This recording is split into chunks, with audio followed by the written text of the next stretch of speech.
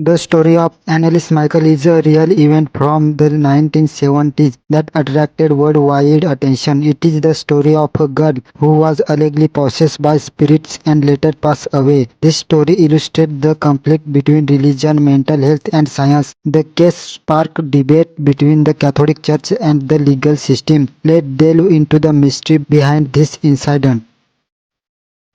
Anneliese Michel was born on September 21, 1952 in a small village called Liebling in West Germany. She came from a devout Catholic family and was deeply connected to the church from a young age. Anneliese was an ordinary girl who lived a religious life and believed in prayer. Her parents, Anna and Joseph Michel, were also religious and raised their children in accordance with Catholic traditions. However, her life began to change when she was 16 years old. While studying at school, Anneliese started exhibiting strange behavior. She would experience sudden seizures for no apparent reason and lose consciousness, speaking in strange voices and making unusual sounds. Self-harm, such as banging her head against wall or cutting herself. Fear of religious symbols and objects, such as the cross and holy water. Some claim that she started speaking in different languages, including ones she had never learned, and they heard multiple voices through her. In 1968, Anneliese had her first seizures and was diagnosed with temporal lobe epilepsy, a brain disorder that can cause hallucinations, making people hear or see things that aren't there. Anneliese claimed that she heard the voices of various historical and religious figures, which she believed were demonic spirits. According to her, she primarily heard voices from the following individual: Lucifer, also known as Satan; Cain, the first person to commit murder by killing his brother Abel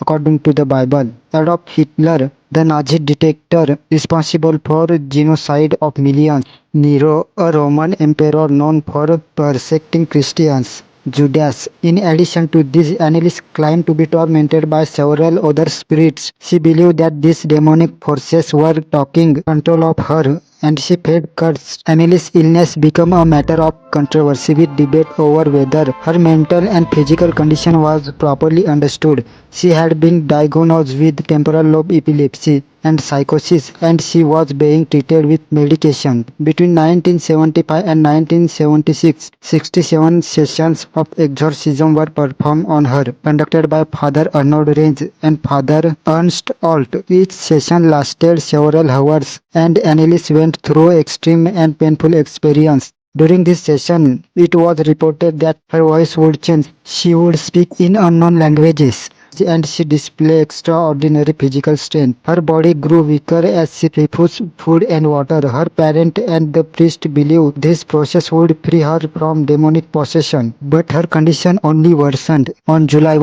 1976, 23 years old Anneliese Michel passed away due to malnutrition and dehydration. She weighed less than 30 kilograms at the time of her death and had wounds all over her body. Her death ignited a debate about whether it was caused by religious superstitions or an actual case of possession. The German police launched an investigation leading to the trial of her parents and the two priests of negligent homicide. In court, the debate centered on whether Annelie's death was due to demonic possession or if she was suffering from a medical condition. Experts testified and Anneliese suffered from epilepsy and psychosis condition that could have been treated if she had received appropriate medical care. The court ultimately found her parents and the priest guilty, sentencing them to 6 months of probation and 3 years of suspended prison time. The court concluded that her death could have been avoided with proper medical treatment.